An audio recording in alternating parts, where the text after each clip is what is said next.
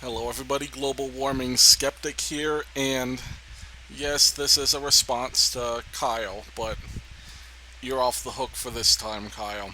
Till next video. Anyhow, I just like to bring up something in general about the Kratom ban from the DEA, and just briefly talk to my ignorant liberal countrymates, I guess I can call them, and just explain something to you guys. Now, a lot of you will claim to be libertarian, right? But you support the very same things that are a result of lobbying from corrupt politicians through the actions of unelected officials. And this is a perfect example. You have the ban on kratom, which is based on phony phony concern, all to feed this big pharmaceutical industry, because it's not an opioid, it's a plant, and obviously we know that plants are worse than drugs, right? Manufactured drugs. No.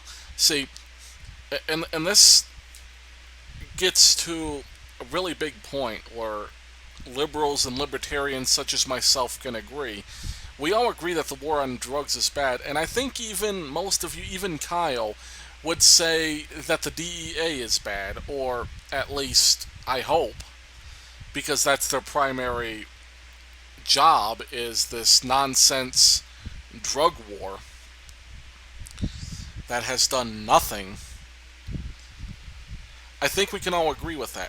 But see, the problem is you guys don't seem to understand that all these bureaucracies suffer from the exact same administrative problems. They're not elected positions, so what happens? They get voted in based on their connections with politicians through lobbying. And it's not just the DEA, you see it with the FDA, FCC, EPA, all these things. And hell, even Kyle's done a few stories. So, the point I'm trying to make here is you guys, with your policies such as wanting to give education away for free, well, who does that give power to? That gives power to the DOE, the Department of Education, right? And guess what?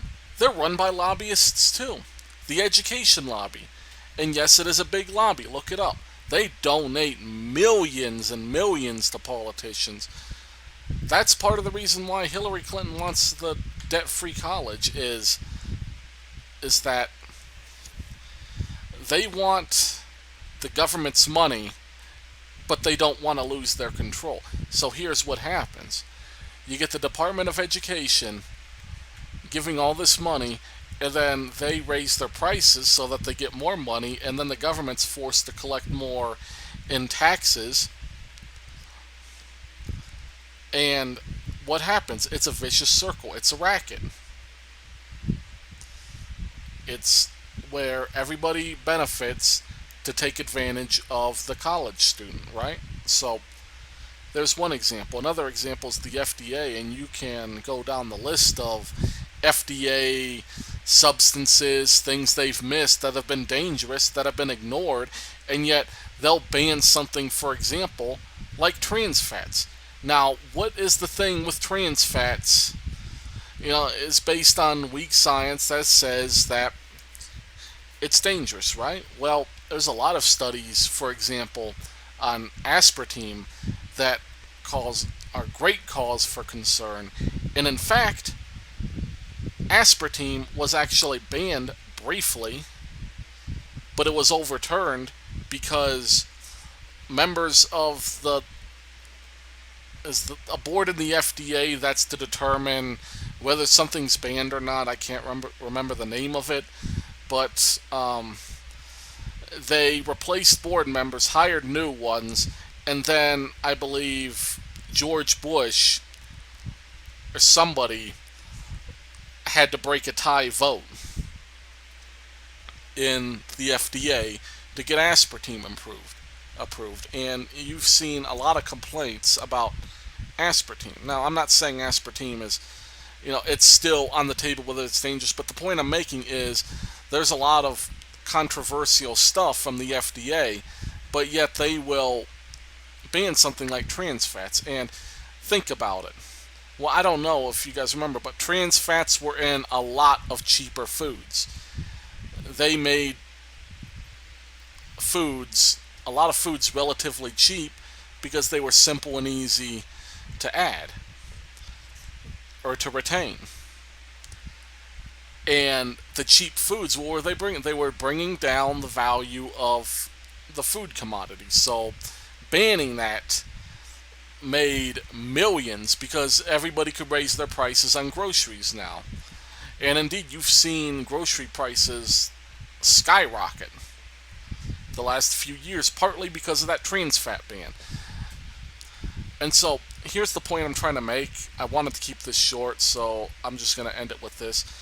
Is we agree that the drug war is bad, and most of us would agree, I'd say, that the DEA is bad.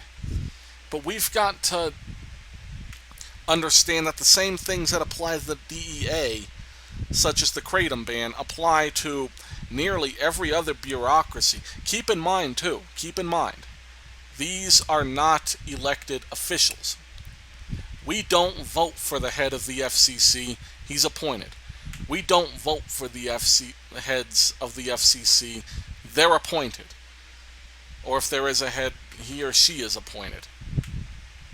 We don't vote for the head of the DEA, he's appointed.